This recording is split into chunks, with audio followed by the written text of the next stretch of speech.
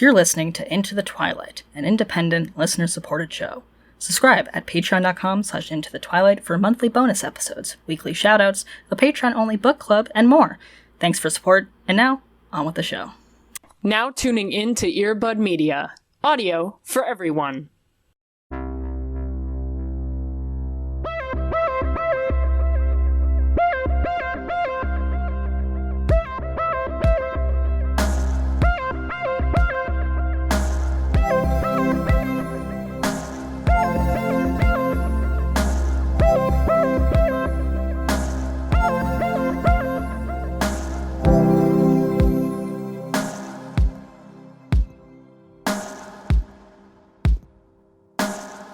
We're here. Hello, friends. Welcome. Yeah. Welcome to the longest running Twilight show. The crown is heavy. Yeah. The atlas of Twilight and vampire adjacent media. Yeah.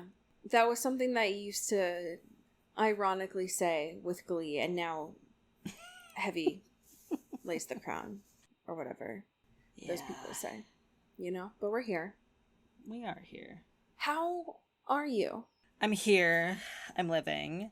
It is hot as fuck out, which I don't appreciate. Would you consider it sultry, though? Yeah, I guess to recap, I suppose it has been sultry. Okay. Am I still unclear of how that means in a weather sense? Yes. Yeah, I wish I could phone a farmer. Yeah. Yeah, if you're a farmer, get into our email, please. Please. I have a million questions, actually. Yeah, I have actually so many questions. I wanted to bring a show to the space. Finally. Surprise. God. And it is one I did not think I was going to like. And yet it has impressed me somewhat. And that is the botched remake called Plastic Surgery Rewind. And it is hosted by none other than Michelle Visage. Oh my god. Okay. I think I've seen a clip of this. Yes. And the concept is like a bunch of celebrities who've had, you know, cosmetic work done and plastic surgery done go on this little retreat and consider if they want to get things removed. And I was naturally quite hesitant because if you are online in the year 2025 and also every year before that, any discourse or just conversation about plastic surgery makes me want to jump into the river. You know what I mean? Yes. It's never, there's no, it's a nightmare. So I was like, this is tough, because the whole conceit is like, ooh, get rid of your nasty, gross, ew, plastic surgery, right? But it turns out that's not what this is. Okay, it is good. Very thoughtful and mindful about, like, therapy and more sense of self conversations rather than like you did a bad thing and we're getting rid of it, you know? Oh yeah. More of like how to make like your life easier, or like, you know, getting rid of like chronic pain, or like things that are just like have side effects that have just like made living a physical life like more exhausting or more uncomfortable or whatever, right? Or it could be like a cosmetic or visual thing as well. These are all treated with similar merits, which I think is good. I do have to note that Kim Zolciak is here, of course. Thank God. Thank God. And just like she is in every TV show she's been since Atlanta, she will be there for one day and it's like, actually, I'm good. Thank you. Goodbye. I will take my check and leave. Because what she wants, she's there with her daughter too, as well. Oh, great. Good. Trying to get, like, her under eye thing dissolved, and, like, has, like, really good conversations about being like, hey, like, growing up with my mom, being my mom, like, I kind of have a really warped sense of what a human looks like. And Michelle just looks straight in the camera and is like, no shit, huh? Right. And that's all well and good, but Kim is there, and it's like, so I actually don't want to get anything removed. If anything, I would like to continue to have more surgeries. If anything, I'm just really not loving how this scar looks as a result of one of the surgeries I have had, so can we get rid of that? And also, can I have my day rate, please? Thank you. So that's nuts. But everyone else is taking this somewhat seriously as far as, like, being introspective about their body and their relationship to being a public person and a public figure. There's some real shit that I think is interesting. And I think Michelle's a very good host for this kind of thing. But before we allow you to get this dissolved of anything, we do need to unearth your original opinions on the Jessica Simpson jeans photo, Tia. Yes, yes. and heal that. I love this. I think, Michelle, if you do have any money to spare, what would help my chronic pain is a breast reduction. For real, though. So, if you want to help a girl out, that would be huge. I love this. I think this is a really healthy take on plastic surgery, because look out your window. There's probably a really shitty take about celebrities and plastic surgery, you know? Yeah, right, exactly. That's really nice. Treating it as a purely neutral thing, which it is, and more how one's relationship to their physical body, outside of solely public scrutiny or visual appearance or beauty norms, whatever, and standards. Yeah. It is more of like hey, does this make your life hard? Does having a butt like this make sitting and walking really difficult? Let's talk about that, right? And that's okay. That's a valid thing to have a mind about, you know? Damn, Michelle. Thanks for your service. Yeah, shout out. She's great. I would much prefer that over the amount of takes that I have seen about plastic surgery growing up watching The Soup. Or, right. I would say almost any programming on E that I saw growing up, actually. Yeah. This is much better. Than that. Yeah. Perhaps nature is healing. Not in all ways, but in some ways, maybe. But in one way. Yeah, in one pretty decent way. That's nice. How are you doing, my friend? I am out here. It is not sultry in my neck of the woods. Sure, unfortunately. It has been a little bit smoky, which is unfortunate. But we're out here. I was staring at the wall, trying to come up with my happy thing this week, because I'm a creature of habit. However, I don't think I have talked about this yet properly. So my happy thing is the Astrology Podcast by Chris Brennan. And that is my truth. Mostly because of the fact that he recently celebrated 500 episodes, which, listen, we're pretty close to 500 episodes, which I know is a lot. However, Chris Brennan, his episodes can range from 3 to 9 hours of incredibly in-depth astrology research. So he's on a whole different level of shit going on there. The brain that this man has needs to be studied, because it's truly a hyperfixation that I've never seen before. And even if you're listening to this and you're like, well, I don't like astrology, so what the fuck do you want me to do with this? I would consider even just putting these on to listen to. I often do that with a lot of YouTubers who have a master's or a PhD in a subject that I don't know anything about, because I love to listen to people who are interesting and are interested in a topic to discuss. So consider that. The other thing is he's just, not only is he smart, he's well researched, and also he has amazing visuals on there, which I find fun. I just don't know another person that's doing hey, do you want to look at this really niche area of astrology? And also, I'm going to talk about it for 9 hours. Right. So I'm going to look at this across 500 years and find these patterns. And it's patterns, I'm locked in. Whoa. And also, here's 9 hours. So I'm going to listen to this throughout my workday. Thank you. Oh my gosh. I didn't know that I needed this. This is expert mode of special interest. This is awesome. No, exactly.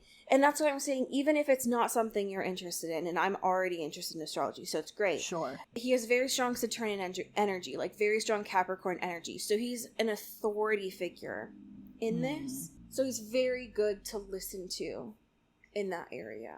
If you need something that is a special interest and you're trying to figure out what to listen to, I'm telling you, I just released an episode this past week talking to an archivist, a librarian, and how hard it is to get archival astrology content over hundreds of years. It's just the kind of shit where it's I imagine him just having whiteboards and red string all over his place. Let me see your mind palace, my guy. Oh, jeez. Anyways, there's 500 fucking episodes of this. You've got content for days on such a really niche topic. And I love it. It's the best to listen to while I work. Wow. What a treat. Yeah, man. It's great. I love listening to people nerd out. It's my favorite thing. Yeah. Yeah, it's like, tell me all the stuff that you know and you think about. Yes. And you do Wikipedia deep dives on for hours and hours on end. Get me in And there. y'all know this. I love listening and enjoying content where I can turn my brain off. This is one area where I feel like I am getting smarter on something. Sure. So it is nice to be like, oh, I feel like I learned a thing. Great. Let me go balance that with Below Deck. And feel like I'm not learning anything there. Other than, I don't know, I could argue that I'm learning a lot about people. But, like, it's a different thing. So, enjoy it. It's great. Wow. So this is a current event, not news, but news in our sphere. Sure. An event in the strongest sense of the word that you brought to my attention. It is a cosmic event. Yes, in our world. Could you tell the class about this unfortunate TikTok that I had to watch? Listen, I'm sorry, but I also had to watch this so many times. And just when you think that, like, Ian Somerhalder and Paul Wesley are not the leaders of the Vampire Diaries unemployment convention, which we really can't even say that about Paul anymore, because he's, like, booked and busy now. He's, like, doing stuff. He is. He does have he is on Star Trek. He's on the treks, whatever. He's doing that. Now we have a secret third thing, which is Nina Dobrev just acting a fool on TikTok.com by doing the illegal Pink Pantheress trend, whatever, with POV. Everyone thinks you and your doppelganger are the same person. And within this, she is cosplaying, essentially, a not even real version of both Catherine and Elena in this, in a way that is so perplexing to me. It was haunting, derogatory. Yes. First of all, her characterization of Elena is cuckoo bananas. Like, what she's doing right now is Bella Swan, a little bit, of just being like, ooh, I'm sweet girl. Yeah. I'm wearing a little jacket. I'm so small, my hair's straight. But the way she does Catherine, the jump, she leans. I hate it. She leans into the camera in such a threatening way and does, like, a little side eye. We have described Nina's work on this show to Orphan Black. Yes. And I stand by that even in this episode that we're watching. Sure. We are seeing a lot of actors having to do Russian doll type of... Yeah. You were a character in a character in a character kind of things that are happening. Right. To see that in an episode that literally has that going on today, and then also see this TikTok kills me. Yeah. Because what in the fuck happened? Like, where you couldn't even pull up your own footage and remember what's going on? Even if it's like, listen, I get it. It's been a minute, whatever. You haven't been in the sauce for a while. That's fine. It's probably like a muscle memory thing. I don't know. But at least, like, you have thousands of hours of content that you can just refer. You can look at a fan cam and be like, oh yeah, that was the physicality and kind of the vibe that I did, because I did this for 6 years of my life. You did this for 6 years of your life. I've seen TikTok actors do better characterizations than that. Yeah. That should make her want to go into hiding, to be honest. Yeah. I hated it, and it was embarrassing. I'm so confused. Miss girl. What it did do is it did lead me down a rabbit hole of looking at comments both on the Twitter video that I saw, as well as on the video itself, on the comments of it. A couple of things that I found were people talking about why Nina originally left the Vampire Diaries, which we have not gotten to yet. What I did not realize, and I shared with you, was specifically how it connected to Ian and the timeline of their relationship. And I did not realize until looking at these comments specifically what that timeline was.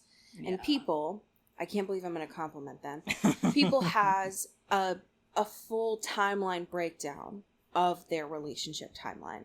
God.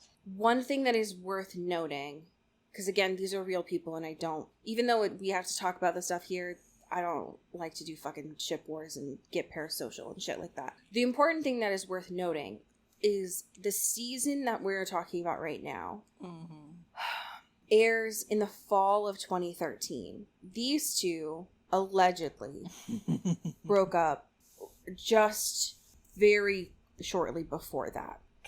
That makes so much sense for what I am seeing on screen right now. Yeah. This makes things so much more layered and textured.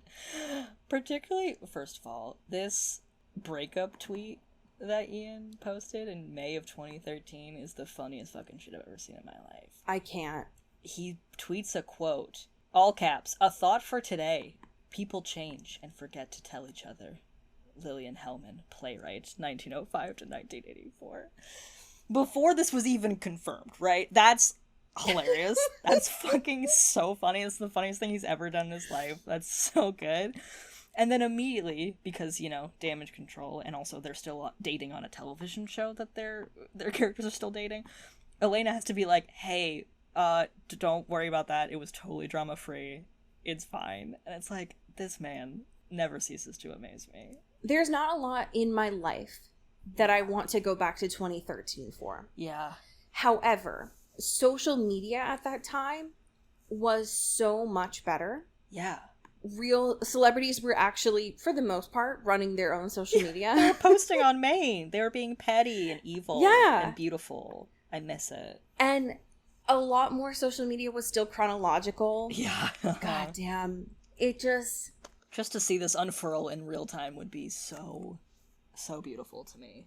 If y'all were there when this happened, because they allegedly split up right before, probably when the finale of last season was filming. Sure. Going into this season. Mm-hmm. I would love to know what was happening in this fandom, because we're only getting to see some of the archive posts. We weren't in it when it was happening. Right. I would love to know some of the hot goss. Yeah. Because all I am seeing when I look at this timeline is them being like, oh, we're, I'm helping out with Ian delivering his dog's puppies. Everything is fine. We're going to be able to make jokes about it. Yeah. But, you're still going to work with this person. We're seeing in these episodes, they're, having to cuddle on camera. And again, you're acting, right? But, this is your ex. Mm-hmm. So that's awkward. Yeah. I would love to know a little bit more about what was happening. Especially because I would imagine, having been to these conventions before, what the fuck was that? What was happening then? Y'all were there. Please tell us the goss. Yeah. One more thing that I'm incredibly bewitched by in this People article, because you did mention the helping birthing of the puppies, which is just a fever dream to think about. But she posts about this, not on Twitter, not on Instagram, but on the defunct social media site Whosay. If y'all remember that, where the whole vibe was hashtag celebrities unfiltered. God, take me back. Take me back. To get live updates from Nina Dobrev about Ian Somerhalder's puppies on Whosay, what a time. What a time. Wow. I miss Foursquare. I miss We Hearted, okay? Yeah. I'm sorry. Yeah. It's just my truth. Yeah. It's just how I feel. God damn. I'm going to be honest with you. I know we've been talking about these episodes being very soap opera-esque, and this one was. I was not expecting the amount of body horror that we had this episode. We got some nasty, nasty shots here. This went into a place that I was not expecting, and I did hate it a lot. Yeah. And I would like that to stop. Thank you. Yeah, we're really getting into, hey, if you have weird things about teeth, you got weird things about hair, there's a bad spot to be in the Vampire Diaries. I don't know a lot of people that would not have weird things about, hey, you're eating a little tea sandwich. Sure. And oop. Yeah. Oops, that was, I don't know that a cucumber sandwich is supposed to crunch like that. Right, certainly not like that. Certainly not. By the way, Catherine fucking pocketing 6 of those sandwiches. Oh my God. In her dress. As she should. That's the most accurate college moment she's done. while Yes. pretending to be Elena. Absolutely. Because, like, listen. Going to an event with free food and being like, where's a tote bag? I gotta pack for later. Well, and also, crucially, Catherine comes in to the fold at college, and Caroline's, like, packing up and being like, I can't do this anymore. This is too hard with Dr. West. Like, they're out to get us, blah, blah, blah. And Catherine's like, hey, bitch, I have a proposition. What if you let me stay here and also get Elena's meal card? Most importantly, Elena's meal card. Elena's meal card, number one. I need a place to sleep, but more importantly, I need those dining bucks. Thank you. And then I can help you out. And that's real as fuck. She's out here pretending to be Elena. And also, everyone is already sus of Elena. Because this, alleged secret society, hubbub, whatever, is like, oh my god, she would have been a member of our crew, but actually we think she's a vampire. And Catherine's like, great. I am not a vampire currently in this moment, so this is awesome for me. And I just get to swipe these fucking meal bucks cards and then also get all these tiny little tea sandwiches from this weird-ass fucking gala or whatever. Damn. It was, first of all, the secret society being called Augustine. Taylor was taking notes. I just have to say. That's so fucking funny. And the fact that Dr. Maxfield was like, well, it's never going to work because you can't cross the thresholds. Right. So, how about sorry that? about it. Yeah. Vampire. He had some good fucking back and forth in this episode. I really He was appreciate funny. it because he's kind of filling a void a little bit that Rick left, and also less so, but in a way of what's his nuts, other teacher guy who sucked. I believe you. The guy with the curly hair who was bad. Oh, Shane. Yes. There we go. Yeah, this I was body snatched. Not in the same way, but like giving this sort of like older male figure that is like, what are you rotten kids up to? What is going on here? Right. What is happening? We need someone to drop the lore. Right, here. exactly. I need to be the guy with all of the lore and information here. And the fact that like Catherine and Caroline are like tripping him up and being like, hey man, and he's like, hey, you're gonna kill me if you don't do this right. I am a scientist. Can you please let me do this? And they're like, no, we got this. We're teenagers, but we are of a vampire experience. So fuck you, bitch. Like, I loved that line where he Yeah. was like, listen, I will let you drug me or whatever you need to do, but Right. can you please let me put my own IV in? Jesus Christ. Like, don't let me die here. it's fine. I'm good. You can do whatever the fuck you want over here, but just let me do that. You know? Or even like when Caroline is like, it's like just her and him. She's like zoning the fuck out. And he's like, hey, Oh. hey, excuse me. Hello. I'm strapped to a chair. Can you make sure I'm not Essentially, dying? like, snapped at her, and she's like, can you let me live, Right. actually? Yeah, and she's like, listen, sorry, I'm zoning out because I just broke up with my boyfriend for real this time, and I'm kind of going through a lot right now, and college is really hard, okay? I'm just having a moment. And he's like, immediately is like, okay, cool, good to know. Is the moment over? She's like, fine, yes, it's over. Fuck, I will fix you. Do your thing, whatever. We cued at Caroline's POV in Bad Day is like playing in her head, and there's Yes. like rain across her face. Oh my god. God. I loved that because she's like, first of all, fuck Yeah. you. Second of all, my heart's in pieces, okay? Sue Yeah. me for Yeah. just having a second.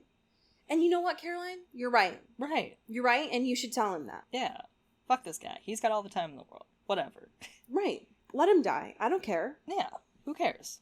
I was very confused by his lore, by the way, because what do you mean that Jesse is the Yeah. Augustine vampire, and this secret society doesn't have one already? Right. So you mean the secret society has been around for a week? Or they've been around for years, and they've just been waiting to get one, to make a vampire? Right. The thing that you guys are named for, y'all don't have that yet. Right. You know what I mean? Like, what?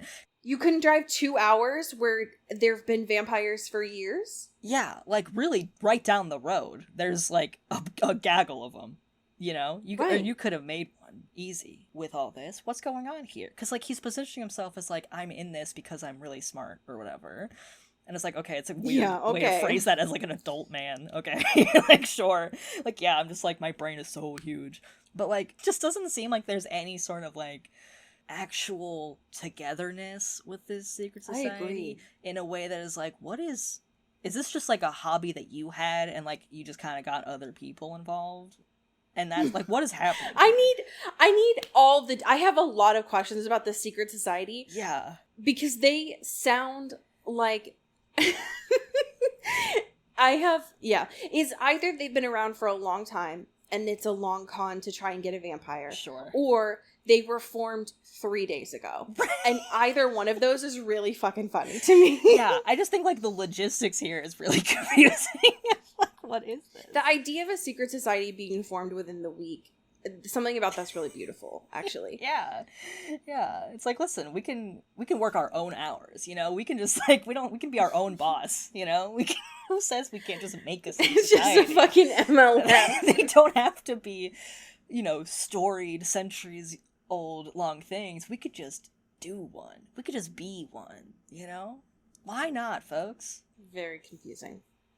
The other thing that I find really confusing about Maxfield is that Catherine decided at the very end to open up to him and be truthful, and is like, well, I'm having a crisis, so I need you to fix me, because you're the only doctor that I know, and you're already doing weird experiments on people. Right.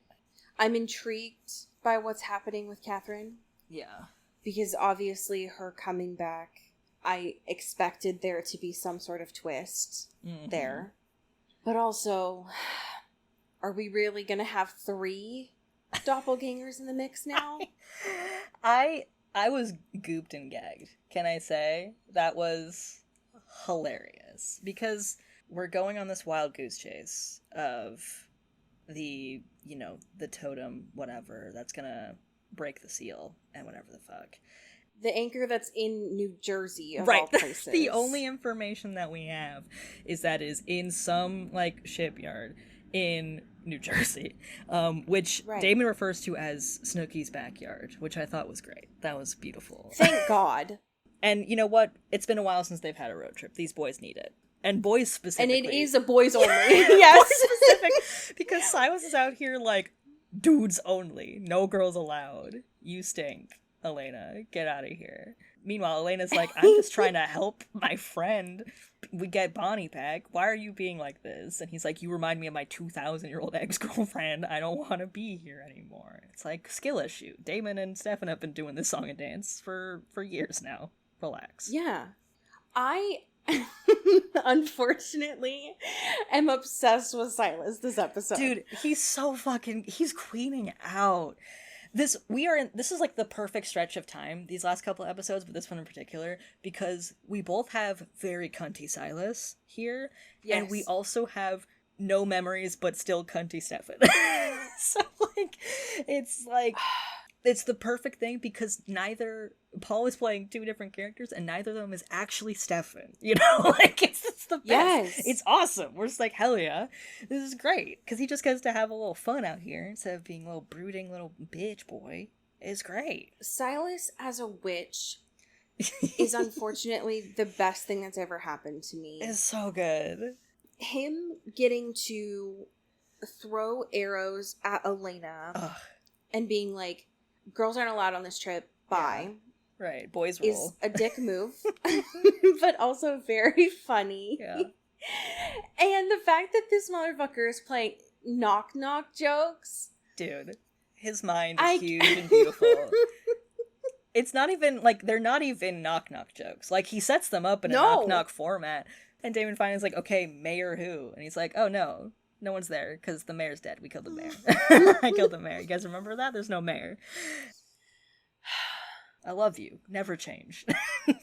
He's so good. And then him spoiling the plans and telling Elena, because Damon's been lying to her for a day-ish. I don't know how much time has been going on. But he's like, oh my god, Damon, you didn't tell Elena what we did to Stefan? Oh my god. Silas. He's such a drama hog. I love him. He's so perfect. The way that Damon and Elena have that phone call, and she's like, why didn't you tell me about this? And Damon's like, we only stabbed him like a couple of times. Like, it was only a couple. We had to do it. It was only a couple of times. Didn't think we needed to pick up the phone for that. I'm sorry. Okay. And she's like, you are so annoying. You're the worst boyfriend ever. And he's listen, Yeah, I mean, he's not great. she's not wrong. Let's be real. He's not on one this episode, I'll tell you that. Yeah. He had a really good moment at the start of the episode where he does that, like, counting down until Silas comes in and is like, listen, Elena just wants to have a really good day, okay?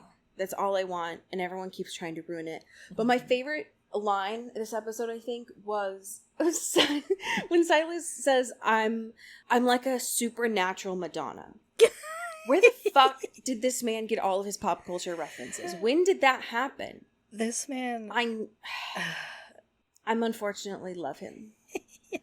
His delivery of, she's just trying to have a good day is nuts. It's so nuts, given the context of this, of just being like, she's gone through a lot. We're just trying to save her best friend so Elena could finally have one good day. And it's like, this is bananas. What is happening here? And he's not wrong. No. I can't remember the last time that Elena had a good day. It's true. It's true. And this day, not a good day for Elena. It's not. Also, when Elena is talking to Silas and she's like, okay, you're on board with the plan, which is already suspicious, so I'm not sure about that. And she's like, you know, I'm happy you are offering, but also you're like kind of evil, no offense. And so I was just like, right. None taken. Do you want me to pinky swear? Oh my god. So good. It's so good. These guys just need to queen out. And if I said that if I could just keep Silas's attitude over Stefan, listen, I don't want Silas, because Silas has led to the death of Bonnie, right? And obviously, and her dad, and I don't want that. Mm-hmm. However, I don't want Bitch Boy back. Yeah, Silas is a lot more fun. Silas at least knows where the party is, you know. Yeah, Silas isn't a wet blanket, and I appreciate that. It's so good. The amount of, I will say, original Stefan. Mm-hmm. I guess he's not original Stefan, but current Stefan. Sure. A little watered down Stefan. Well, yes. His day right now is so interesting, of him being like, so listen, I don't really know what's going on. Yeah. You seem to be really happy right now, which I don't like, Tessa. So I'm just going to lay on this fainting couch and hope that this day goes away. How about that? Because I don't know what's going on. I don't like what's going on, and I don't know how I got here. Yeah. So I'm gonna just pretend and wait for this day to be over. Sound good? And she's like, "Well, no, no. I have big plans. I have big plans. Stuff to do. We have cabin stuff to do." Until they're boxed in, of course. God, it's just these enemies to enemies. You know what I mean? Literally. And poor Elena, who's just like, hey, I'm checking in on Stefan because he is lost and confused. He's like a sad little dog that doesn't know where he is and what's going on. Because Tessa's sending me stuff of like really what's going on situation, and just walks right into the cabin and they're all trapped in there together. Yeah. It's like, oh, brother. And now she has to be like third wheeling this like not even real couple, whatever, that's just like hanging out, but they're just like in the doppelganger space or whatever stuff. And they're like talking about pineapple on pizza, and Stefan's making like a little bit of a meal, and she's like, what? Get me out of here. This sucks. Why am I here? Why'd you trap me here? It was so awkward to watch. Tessa just putting on all of the moves, and I did not like it. Yeah. And Elena obviously did not like it. Yeah. But at least this version of Stefan knows about the supernatural hearing, so that's nice. Right. Hey, that's good. You lose some, you win some, you know? Right. That's one positive to say.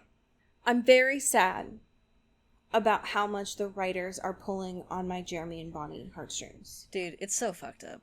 It's so fucked up. Like, I know they have this and they can weaponize it at their will, but should they? Must they? I'm feeling played with. Yeah. And I don't like it. Stop telling me you're gonna bring Bonnie back when everything around it is just gonna have continual conversations of being like, in front of Bonnie, in ghost form, of being like, it's not gonna happen this time, bud. What the fuck is wrong with you? You evil, evil people. I also found, I mean, their conversation in the warehouse was incredibly sad, and then the one outside of it, outside of the warehouse was also very sad. The thing that I found odd is that we see at the end of the episode that people are able to clock when Jeremy's talking to Bonnie because he's talking out loud. Right. So why can Damon not hear Jeremy talking inside of the warehouse to Bonnie? Yeah. Are they that far apart? Yeah. Or is Damon just constantly have his super hearing turned off? Because that could also be true. Yeah. Yeah, that is weird. I don't know. Maybe they want me to suspend belief, and that's also fine. But sure. This gag, this reveal. Oh, that it's not a real anchor? It's so fucking funny. Listen, Tessa's a little footloose and fancy free out here. She's a little wacky wild. And that's, listen. Yeah. Is she deservedly so? Sure. I think she's well within her rights to be a little like this. That's fine. But God, is she fucking funny. Because, of course, the anchor that is the key to, like, destroying the worlds and everything and getting rid of Silas and stuff is not a thing. It's not a little doohickey or thingamabob or some weird tome or whatever. It's fucking Amara, who is a stone statue like, in this thing. What could you imagine? Like, the making it look like Nina Dobrev is so fucking funny. It's like, it's so good. It's so, and just having her, like, being exposed to the light or whatever, and then, like, it, like, the stone just, like, melts away and she's a human being, or, like, she's, like, a physical form, is so fucking funny. It's so funny. I had a feeling, because Silas said that he didn't know where it was other than in the warehouse, and he didn't know what it looked like. Right. I was like, well, that's mighty convenient. Sure. And then that the travelers kept moving it. I was like, well, okay. And then we also knew with the Michelsons, right? That they, one thing we know about them is that they love to take their family around, right? Right, sure. Yeah, totally. So I was like, okay, well, maybe, but that would be wild to have Nina do another version outside of a flashback. Let's rip it one more. But then, when she's feeding on the travelers, they do the fucking breaking down part 1 eyes. Yes. Yeah. What I wasn't expecting is that Amara is a fucking loose cannon. Yeah. Not as all predictable as we once assumed. Because, like, the whole thing, too, I think, is that story has been told from two very specific perspectives. Unreliable narrators. Very unreliable narrators. And so I think it's kind of a gag to be like, hey, baby, thank you so much for bringing me here. You do have that sweet juice in you, though. And I know you, like, love me and, like, I love you, whatever. Like, 2,000 years ago, that was so cunt when we did that. We were so in love. It was so great. It was forbidden but awesome. I do need to be free of this, though. Thank you so much. Sorry if you're the only one that has The travelers keep it. talking about something called Flappy Birds, and I do need to go fuck with that real bad. Right. There's actually, it seems like there's cool stuff. Like, I'm hearing a lot of, I've been, like, encased in this stone shape for a while, but I do be hearing when people are moving in and out of this warehouse of, like, the cool stuff that's going on. Like, yeah, I'm interested, you know? I want to see what that's like. Thank you. I've heard someone keep talking about these buttery soft leggings and how I can be my own boss. I can be my own boss. I've always wanted to do that. You know that. Like, that's something we've talked about in our little hush hush. Silas, you know this about me. I have always wanted to be my own boss. I've had an entrepreneurial spirit since we've known each other. You know this. And I really think if you get me in there, I could be on Shark Tank. I've heard that's cool. Like, that's sick. Like, let's do that. Now all I want is Amara on Shark Tank. Yeah. I think she has a lot to say. Let her cook, you know? She really had a lot to say after biting into Silas. She was hearing something. Yeah. She freaks me out. I'm very scared of her. Yeah. And I don't know what's going on with this woman. But Elena was very scared of her too. Yeah. Which I'm nervous about. I don't know that we can deal with another one though. I mean, maybe it'll just be 2 if Catherine keeps going the way that she is. Right. I mean, it's not looking great for Catherine, so. Ugh. She's doing what was it in the fucking animated Anastasia? She's like Rasputin. Yes. She's fucking, her bones are going to start falling off. Yeah. So maybe it'll just be Elena and Amara. God. Just vowels. Yeah. Oh my god, okay, I forgot at the end of this. Stefan got his memories back. Yeah, we're back, baby, unfortunately. Yeah. Tessa was like, oh yeah, you don't need to heal me. Pain's great. Speaking of pain, remember when you did all this fuck-ass stuff? Yeah. How about listen, I love that being her go-to move, you know? It's so good. It's a great shtick. You know, if you're gonna have a repeating thing in your Rolodex, that's a good one. Of being like, fuck it, I just want to make these people's lives just miserable and unbearable. And I can continue to do that with these fools who have, you know, a lot on their conscience and stuff. And what if I just give them a little, like, oop, you know, memories, and also flood of every memory, and also all this guilt and shame all at once? That's sick. Love that. I'm very nervous. Yeah. I'm very nervous about what's going on. I don't know how I can rank my villains right now. Yeah. Probably Tessa at the top. Yeah. Then Maxiel. Then Silas. Just because, I don't know, I think Silas, I mean, his goal has been pretty clear that he does just want to die. Right, like, Silas isn't even a villain, really. Like, he is, obviously, but, like, not in a traditional sense, because really what his plan is will also kind of help most everyone in the core group of things. Like, everyone's just like, okay, Silas is dead, and then the things can go back to certain levels of normal or whatever, in a fucked up way. But, like, he's just, again, really bad at killing himself. Really bad at getting the job done. And so now we're just in this limbo of inaction, really, is the villain here on Silas's part, rather than him actually, his core beliefs and needs and wants. Unfortunately. I'm concerned about next week. Because I see Bonnie, and every time I see Bonnie, I'm obviously excited, but I'm worried that they're going to keep playing with us. Yeah. It's titled Death in the Maiden. Oh, brother. So, yikes, first of all. But I'm hoping as we inch a little bit closer to the midway, that maybe that'll be the thing that they do. Yeah.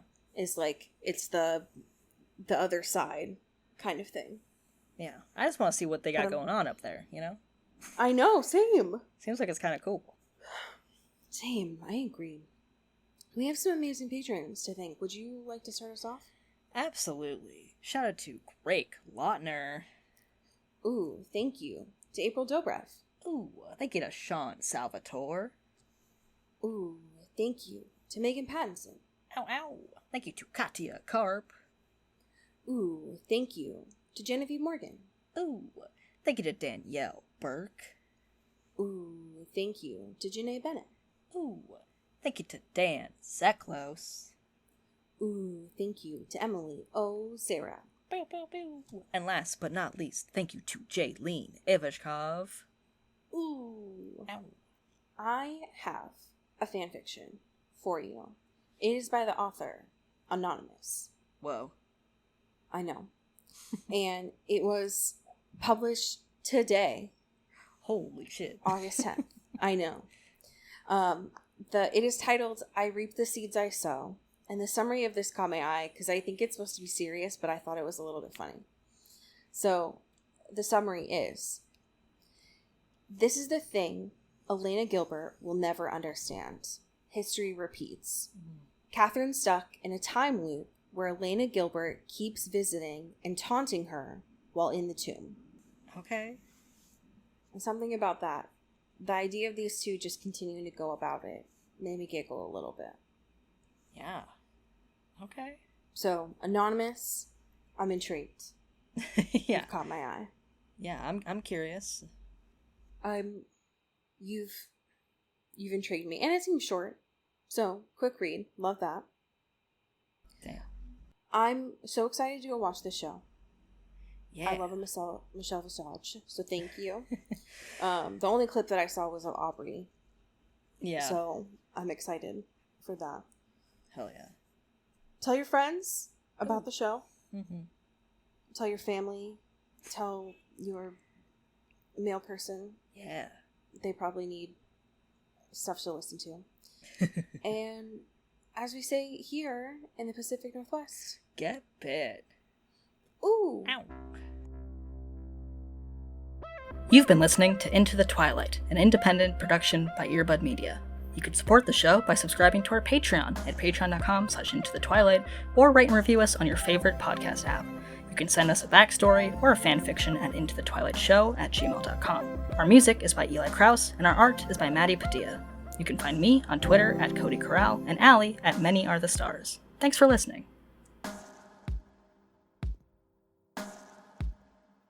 You've been listening to Earbud Media Production. Earbud Media, audio for everyone.